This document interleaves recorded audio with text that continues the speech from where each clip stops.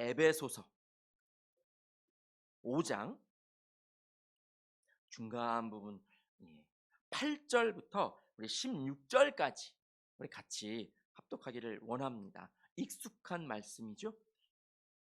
에베소서 5장 8절부터 16절까지 우리 천천히 합독하겠습니다. 여러분이 전에는 어둠이었으나 지금은 주님 안에서 빛입니다. 빛의 자녀답게 사십시오. 빛의 열매는 모든 선과 의와 진실에 있습니다. 주님께서 기뻐하시는 일이 무엇인지를 분별하십시오.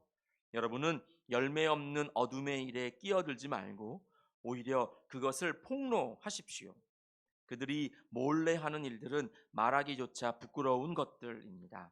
빛이 폭로하면 모든 것이 드러나게 됩니다. 드러나는 것은 다 빛입니다. 그러므로 잠자는 사람아 일어나라. 죽은 사람 가운데서 일어서라. 그리스도께서 너를 환히 비추어 주실 것이다 하는 말씀이 있습니다. 그러므로 여러분은 어떻게 살아가야 할지를 살피십시오. 지혜롭지 못한 사람처럼 살지 말고 지혜로운 사람답게 살아야 합니다.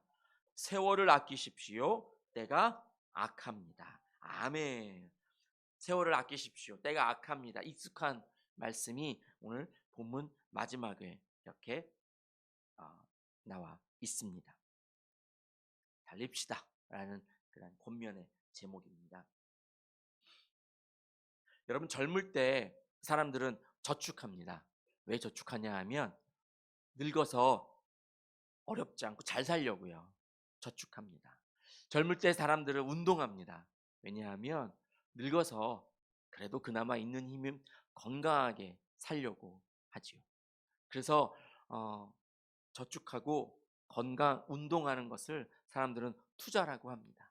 투자를 해서 나중에 후에 잘 살려고요. 건강하려고요. 우리 신앙인들은 소위 하나님 나라에 가려고 열심히 오늘도 부지런히 주님을 찬송합니다.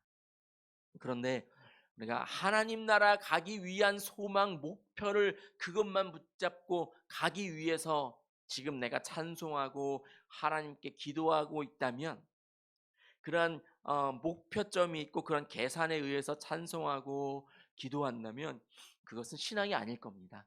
투자일 겁니다. 신앙은 결코 투자가 아닙니다. 어느 신학자가 한 말입니다. 신앙은 그것과 상관없이, 하나님 나라에 내가 갈 수 있거나 없거나 그것과 상관없이 오늘 내가 주님께 엎드려 기도하고 찬송하고 하나님께 영광 드리는 것이 신앙인 줄 믿습니다. 결코 신앙은 투자일 수 없습니다. 만약 우리 생각이 지금 내가 이렇게 기도하고 있으면 하나님이 보셔서 나를 하나님 나라로 이끌어 주시겠지, 그 멋진 하나님의 나라로 나를 인도해 주시겠지, 그러한 계산이 있으면 여러분 다시금 생각을 바꿔야 됩니다. 우리의 생각을 좀 바꿔서 하나님 그것과 상관없이 가겠지요. 하나님 나라에 갈 줄로 믿습니다. 그러나 그것과 상관없이 우리의 신앙 생활은 이어져야 한다라는 겁니다. 신앙은 투자가 아니라는 것 여러분 꼭 마음에 새기시기를 바랍니다. 그 생각에 의해서 오늘 본문 말씀을 통해 보면 너가 빛을 받아서, 하나님이 비춰주시는 빛을 받아서 빛의 자녀가 되었다. 그래서 앞부분은 빛의 자녀로서 너가 그렇게 올바르게 생활을 해야 된다라고 말씀하고 있고요. 14절, 15절, 16절은 그렇다면 빛의 자녀인 너희가 어떻게 해야 되느냐, 그것을 알려주고 있습니다. 첫째, 일어나라. 오늘 본문은 세 부분으로 나눌 수 있지만 제가 앞서서 그냥 두 가지로 생각해보자 라고 말씀을 드렸었습니다.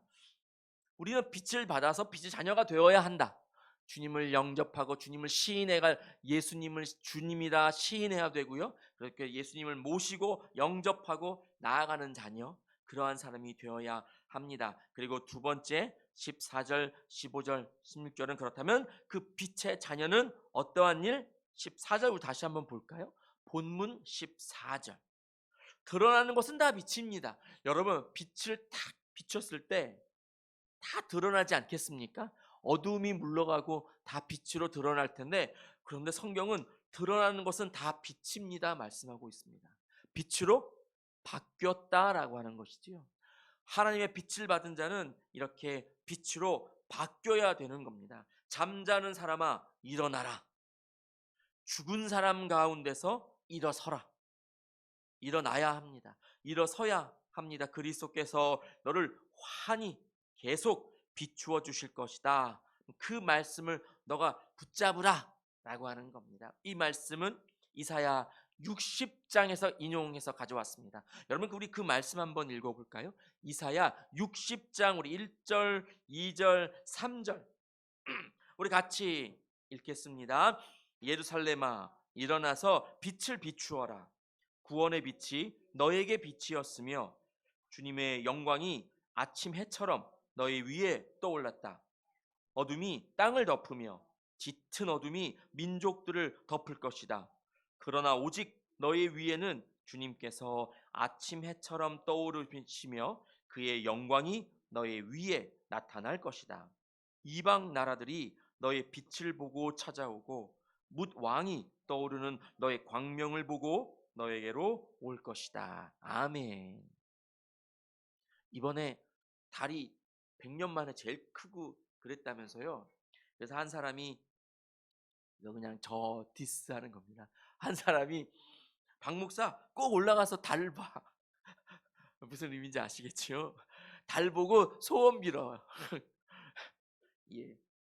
사람들은 그 휘영청 떠오르는 그 큰 달을 보고 슈퍼문을 보고 소원을 빌면 다 될 것 같이 뭐 다 그냥 옛날부터 내려오는 말이니까 그렇게 하겠지만 그것이 농담이건 아니면 진짜 그런 마음이 있어서 저에게 그렇게 말했는지를 모르겠습니다만 빛은 그런 존재인 것 같습니다. 그 빛이 비칠 때, 아, 내가 그것을 보고 있노라면 나의 모든 것이 조금 뭔가 바뀔 것 같은, 뭔가 새롭게 될 것 같은 그러한 면으로 다가오는 것이 빛이 아닌가 생각해 봅니다. 그런데 성경은 일어나라, 빛을 너가 발하라 라고 말씀하고 계신다라고 하는 것이죠. 빛은 우리 주님인 줄 믿습니다. 그 빛을 우리가 전해야 되는 것이지요. 그래서 성경이 우리에게 일어나라 라고 말씀하고 있다라고 하는 겁니다. 일어나야 됩니다. 일어나서 어떻게 행해야 된다고요? 15절, 16절에 지혜롭게 행해야 된다라고 우리들에게 권면하고 있습니다. 16절, 세월을 아끼십시오. 때가 악합니다. 제가 이거 여러 번 말씀드렸었습니다. 세월을 아껴라. 아껴라. 이것이 헬라어를 표현할 때 기회는 오지 않기 때문에 기회가 왔을 때 붙잡아야 한다. 그렇게 말씀을 드렸습니다. 기회는 앞에는 머리카락이 있고 뒤에는 머리가 없는 뒷대머리라고 그래서 기회의 신이 그래서 그거는 붙잡을 수 없기 때문에 앞에 올 때 얼른 앞머리를 잡아야 된다고 그리스 로마 신화에서도 말하고 있습니다. 이 엑사고라조라고 하는 이 아껴라 라고 하는 이 단어는 뭐냐 하면 기회가 왔습니다. 여러분 잡아야 합니다. 어떻게 잡아야 하죠? 돈을 주고서라도 사서라도 잡아야 한다 그 뜻입니다. 그런데 여기서는 기회가 아니라 시간입니다. 시간을 너가 돈을 주고서라도 사야 한다라고 말씀합니다. 마태복음 말씀에 보면 13장 말씀에 밭을 어떻게 좀 이 밭을 사볼까 하고 땅을 조금 파봤는데 땅에 보물이 있어요. 그러면 그건 어떻게 해야 되죠? 마태복음 말씀 보겠습니다. 마태복음 13장 우리 44절 말씀에 이렇게 기록하고 있습니다. 천국은 이런 거죠. 하늘나라는 같이 읽겠습니다. 시작. 하늘나라는 밭에 숨겨놓은 보물과 같다. 어떤 사람이 그것을 발견하면 제자리에 숨겨두고 기뻐하며 집에 돌아가서는 가진 것을 다 팔아서 그 밭을 산다. 예, 앞에 제가 서론에 신앙은 투자가 아닙니다.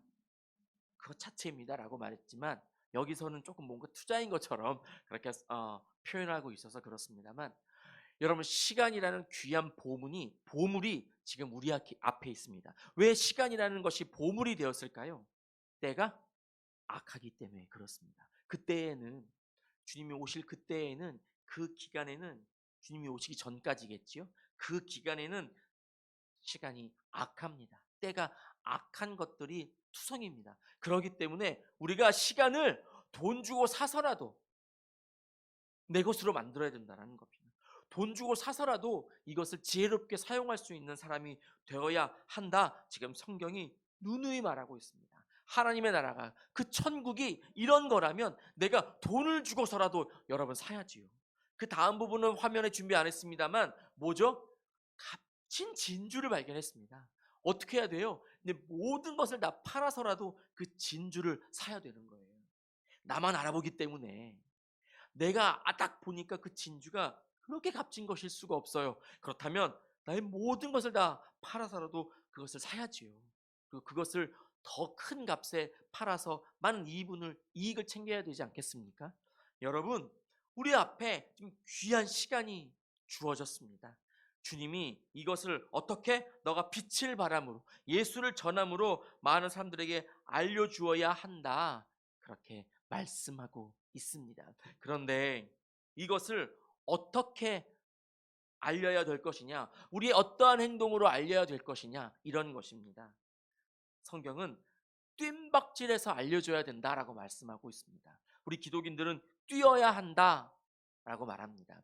제가 제일 많이 본 영화 3편이 있습니다. 하나는 빅이라는 정말 옛날 아이 영화인데요. 그걸 정말 많이 봤습니다. 또 하나는 오늘 소개하려는 건데, 여러분 그전에도 여러 번 소개해드렸었는데, 인타임이라는 영화, 아만다 사이프리드인가요? 하고 저스틴 팀벌레이크가 나온 그 주인공으로 나온 영화인데요. 인타임. 시간이 돈입니다. 아니, 시간이 생명입니다.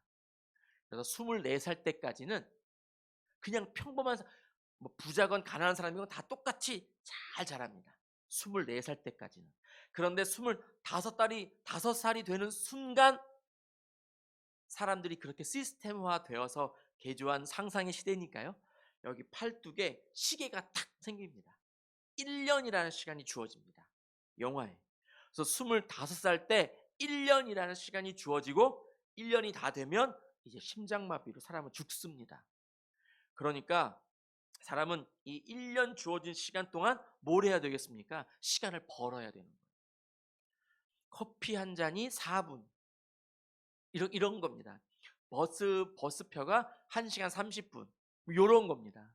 그런데 영화를 보면 커피 한 잔이 5분으로 올라갑니다. 내다가 깜짝 놀란 이런 씬도 나오고요.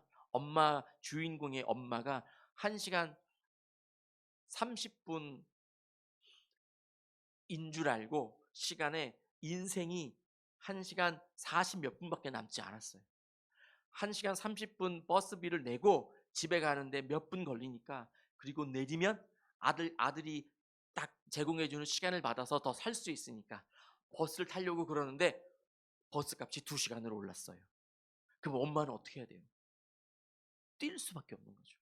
뛰는 동안 시간이 생명이라고요. 그러니까 뛰는 동안 시간은 계속 줄어들지만 여자 엄마가 뜀박질 해봐야 얼마큼 뛰겠습니까? 막 죽을 힘을 다해서 뛰지만 속도는 나지 않고, 만나는 사람들한테 꼭 갚겠습니다, 시간을 좀 빌려달라고 말을 해도 이미 사람들은 이 시간이 생명이니까 빌려주지도 않고 도와주지도 않고 자기 집 안으로 들어가기 급급합니다. 엄마가 아들을, 저기 영화니까요, 저기 앞에서 만나기 10초 전, 9초 이러면서 아들 품에 탁 안기는 순간 시간이 다 돼서 심장마비로 죽습니다. 아들이 이를 갈고 있습니다. 시간을 조금만 사람이 도와주면 되는데, 뭐 이런 이제 영화입니다. 근데 그 영화의 배경이 되는 도시가 2도시가 나옵니다. 한 도시, 주인공이 살고 있는 그 도시는 무조건 사람들이 뛰어다닙니다. 왜요? 시간이 생명이니까요. 시간이 생명이니까 무조건 뜁니다. 출근 무조건 뛰어갑니다. 뭐 친구를 만나 뛰어가서 만납니다. 무조건 뜁니다. 왜요? 가난한 동네니까요. 시간은 생명이니까 이 가난한 동네에서는 조금이라도 더 벌어야 돼요. 무조건 뛰어다녀야 합니다. 배경이 바뀝니다. 다른 도시를 보여줍니다. 그 도시는 뛰는 사람이 없습니다. 왜 그럴까요? 완전 부유한 동네입니다. 너무너무 부유한 사람들만 살고 있어서 거기는 뛰는 사람이 없습니다. 이 가난한 동네에 살고 있는 남자 주인공이 한 남자를 만나는데, 성경 이야기보다 영화 이야기를 더 오래 하면 안 되는데요. 한 남자를 만나는데 이 남자의 나이는 백 몇십 살입니다. 그런데도 아직 이 팔뚝의 시간이 100년도 더 남아 있습니다. 그렇게 부유한 사람이 그 사회상을 다 비리를 알게 되고 해서 내가 이렇게 부자로 오래 사는 것이 의미가 있나? 내가 많은 사람들을 죽여가면서 이 시간을 삶을 영위하는 것이 맞나? 이런 고민을 하고 있는 사람입니다. 그러다 주인공을 만났고요. 주인공이 잠자고 있는 사이에 이 백 몇십 년의 시간을 다 그 사람에게 주고 그 사람은 심장마비로 죽습니다. 이 주인공에게 100년이 훨씬 넘는 그런 생명이 생기니까 이 사람이 복수하고자 그 부유한 도시에 들어가는 겁니다. 그런데 많은 사람들이 이 사람을 다 알아봅니다. 왜일까요? 뛰어다니거든요. 부유한 그 도시에 사는 사람들은 시계를 보는 일이 없습니다. 다 몇백 년 갖고 있으니까요. 근데 이 사람은 툭 하면 시계 봅니다. 왜요? 가난한 동네에서 왔으니까요. 그 두 도시를 배경으로 보여주는 그 인타임이라는 영화를 보면서 제가 5번은 본 것 같은데요. 저 파일 돈 주고 샀습니다.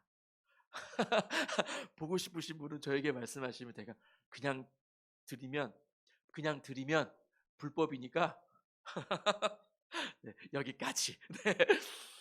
정말 기독인은 좀 봐야 될 것만 같습니다. 정말 재밌게 볼 수 있습니다.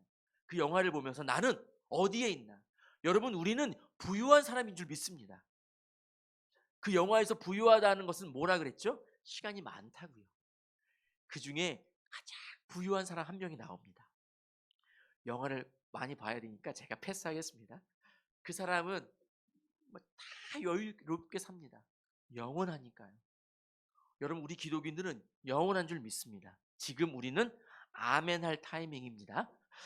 영원한 생명이 우리들에게 있기 때문입니다. 아멘. 영원한 삶을 우리가 살 수 있습니다. 영원한 구원이 우리들에게 주어졌습니다. 영원한 언약을 우리가 받고 나아갑니다. 아멘이십니까? 영원한 언약 누가 받았지요? 다윗이 받았습니다. 다윗이 받은 그 영원한 언약, 그 베리트 오울람이 지금 나에게도 주어졌단 말입니다. 여러분, 그래서 우리는 뜀박질할 필요가 없습니다. 나는 구원을 받았으니까요. 여유 있게 하나님 감사합니다 찬송하며 나아갈 수 있습니다. 그런데 성경은 우리들에게 뛰어라 라고 말씀하고 있다는 거예요. 왜 그러지요? 지금 세상이 악하기 때문에 다 넘어뜨리려고 마귀가 으르렁거리고 있는 지금 이때에 쓰러지고 있는 사람이 저기에 있단 말입니다. 자기가 영원한 것처럼 살다가 쓰러지고 있는 사람이 있기 때문에 진짜 영원한 삶을 갖고 있는 우리가 저들을 이끌어줘야 하는 것이죠. 생명을 나눠줘야 하는 겁니다. 성경은 우리들에게 달려라 라고 말씀합니다. 오늘 설교 제목 달립시다는 고린도 전서 9장 말씀에서 가져왔습니다. 말씀 한번 볼까요? 고린도 전서 9장 24절. 고린도전서 9장 24절 말씀 우리 같이 읽겠습니다. 경기장에서 달리기 하는 사람들이 모두 달리지만 상을 받는 사람은 하나뿐이라는 것을 여러분은 알지 못합니까? 이와 같이 여러분도 상을 받을 수 있도록 달리십시오. 여러분, 우리가 달려야 하는 이유가 여기에 있습니다. 앞에서 말씀드렸습니다. 구원과 하나님 나라와 상관없이 우리는 열심히 신앙생활을 해야 된다. 그런데 성경이 우리들에게 위로해 주듯이 너가 상을 받기 위해서라도 달려라 라고 우리들에게 말씀하고 있습니다. 여러분, 우리가 달려야 합니다. 말씀 화면에 없습니다만 여러분 꼭 댁에 가셔서 읽으시길 바랍니다. 잠언 6장에 4가지의 경고가 나옵니다. 그 중에 두 번째가 게으르지 말아라 라고 하는 겁니다. 게으르면 안 됩니다. 게으른 자여 누구에게 배워라? 개미에게 배워라. 개미 따위에게 너가 배워야 한다라고 성경이 말씀하고 있습니다.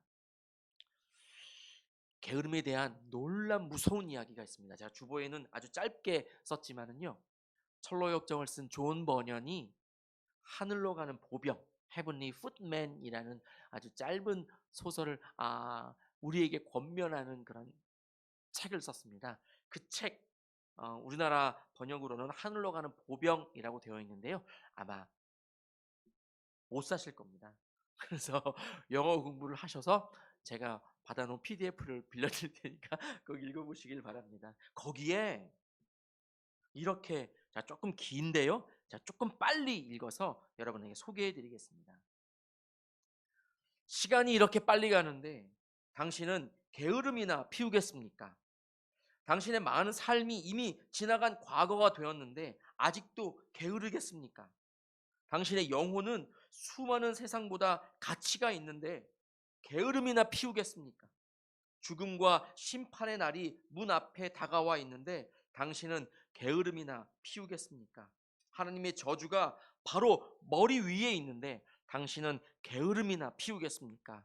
게다가 마귀들은 열성적으로 부지런히 일해서, 마귀도 열성적으로 부지런히 일한대요. 마귀들은 열성적으로 부지런히 일해서 매일 모든 죄를 동원해 반드시 당신을 천국에서 멀어지게 하고 구원받지 못하도록 방해하려 애쓰는데 당신은 게으름이나 피우겠습니까? 당신의 이웃은 썩어질 것을 위해서라도 부지런히 일하는데 당신은 영원히 지속된 것에 있어서도 게으름이나 피우겠습니까? 게으름 때문에 저주받고 싶으십니까? 당신이 마지막 눈을 감을 때 하나님께서 거부하시고 마귀가 영혼을 빼앗을 태세를 취하고 있으면 좋으십니까? 예수 그리스도가 당신을 구속하는 일에 게으르셨습니까? 주의 종들이 당신에게 권면하기를 게을리 하겠습니까? 이 모든 것에 감동이 없다면 말씀드리건대 하나님께서는 당신을 영벌에 처하기를 간과하지도 게을리하지도 않으시며, 베드로 후서 말씀에 있습니다. 또한 마귀가 지체 없이 당신을 취할 것이며 지옥 또한 그 입을 벌리고 당신을 삼킬 것입니다. 게으른 자여, 아직도 잠들어 있습니까? 존 버년이 이렇게 우리들에게 강력하게 경고하고 있습니다. 게으르지 말아라. 성경도 누누이 말씀하고 있고요. 이렇게 이 작가를 통해서도 우리들에게 말씀합니다. 마귀들도, 또 썩을 것을 위해서도 교회 다니지 않는 저 이웃들도 이렇게 열심히 부지런히 일하는데, 여러분 지금 게으름이나 피우고 있을 때입니까? 거드름이나 태우고 있을 때입니까? 지금 우리들에게 이렇게 말하고 있습니다. 우리의 삶을 한번 돌아봅시다. 나는 지금 여유로운 마음, 신앙적으로요, 여유로운 마음을 가지고 천천히 팔자걸음하며 걷고 있는지 여러분 한번 좀 돌아보십시오. 저도 이 성경 설교 원고 준비하면서요, 제가 읽어드린 것 중에 괜히 빠르게 지나갔어요. 찔려서. 주의 종들이 당신에게 권면하기를 게을리하겠습니까? 저도 한번 돌아봤습니다. 난 게을리하고 있나? 저처럼 게으른 사람이 없더라고요. 더 열심히 부지런히 저도 뜀박질 해야겠다, 이렇게 고백하겠습니다. 그러니까요, 같이 나아가시지요. 열심히 우리 같이 뜀박질 하시지요. 예, 요게 해결책입니다. 아까 읽었던 고린도전서 9장 24절 이 말씀이 이 책 하늘로 가는 보병의 이 부분의 부제목으로 쓰이고 있습니다. 여러분, 하나님께 상을 받기 위해서라도 열심히 뛰십시오. 그러나 오늘 설교처럼 하나님께서 주시지 않는다 할지라도, 사드락과 메삭과 아벳느고와 같이 그렇다 할지라도 우리는 오늘 뜀박질 해야 되는 줄 믿습니다. 여러분, 그 믿음이 우리들에게 있어야 할 것입니다. 잠언은 말하죠. 밥 숟가락 들을 힘도 너는 부지런함도 떨지 않느냐? 이게 숟가락 입으로 넣기가 게을러가지고 너는 아직도 그러고 있느냐? 성경이 정말 정확하게 우리를 보고 있는 것 같습니다. 그 마음을 새기고 열심히 주님을 찬송하며 나아가기를 원합니다. 우리 본문 다시 한번 볼까요? 15절, 16절. 우리 같이 읽겠습니다. 그러므로 여러분은 어떻게 살아가야 할지를 살피십시오. 지혜롭지 못한 사람처럼 살지 말고 지혜로운 사람답게 살아야 합니다. 세월을 아끼십시오. 때가 악합니다. 여러분, 우리들에게 앞에 하나님이 이렇게 능력을 주십니다. 왜요? 시간을 값주고 사고서라도 그걸 잡으라고 지금 그 능력을 우리들에게 주고 계십니다. 이런 것이 참 지혜다라고 우리들에게 말씀하고 있습니다. 빛의 자녀인 우리는, 성경 오늘 본문은 일어나서 빛을 발하는데 지혜롭게 발하야 한다라고 말씀합니다. 그 지혜가 어떤 거지요? 너가 돈 주고 사서라도 일어나야 한다. 빛을 발하야 한다. 그러기 위해선 달려야 한다라고 말씀합니다. 열심히 부지런히 땀 뻘뻘 흘려 달리면서라도 복음 전하는 것, 그것을 오늘 본문 성경은 두 글자로 지혜라고 말씀하고 있다는 겁니다. 지혜로운 사람이 되어야 합니다. 지혜는 오늘 누누이 말씀드린 게으름의 반대입니다. 부지런함이 바로 지혜이고 지혜는 부지런함입니다. 열심히 우리 주님을 위해서 나아가기를 원합니다. 우리랑 아무 상관없는 사람이지만 우리나라 100m 김구경 선수가 갖고 있는 한국 그 기록은 10초 07입니다. 그 사람이 10초 막 07 하기 전에 1몇, 2몇 이렇게 할 때는요, 할 때와 10초 07이라는 한국 신기록을 낼 때의 몸이 다릅니다. 몸이 완전 근육질 몸, 흑인 100m 그런 외국 선수처럼 완전 근육질 몸으로 단련해서 달리는데 10초 07이라는 우리나라 한국 신기록을, 물론 그것도 오래된 기록입니다만, 세웠습니다. 여러분, 열심히 달리고 그래야 이런 기록이 나오는 것처럼 열심히 달려야 우리를 눈앞에 하나님께서 빛의 열매를, 성령님께서 그 빛의 열매를 세워주실 줄 믿습니다. 빛의 열매는 모든 선과 의와 진실에 있다라는 말씀입니다. 예전에 제가 다니던 교회 부목사 시절에 한 설교에 이런 것에서 기억이 나서 막 찾아봤습니다. 정육점인데요. 뭐 예를 들면 상범 정육점 다 이렇게 쓰는데 그 정육점만 진실과 성실을 다하는 정육 스토어 이렇게 돼 있었습니다. 별걸 다 별 군데에 다 진실과 성실을 갖다 붙이죠.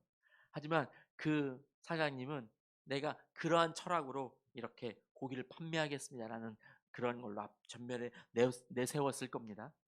빛의 열매는 모든 선과 의와 진실에 있다. 성경이 말씀하고 있습니다. 진실되게, 성실하게 주의 복음을 들고 오늘도 땀 흘려 열심히 부지런히 뜀박질하는 성도가 되기를 소망합니다.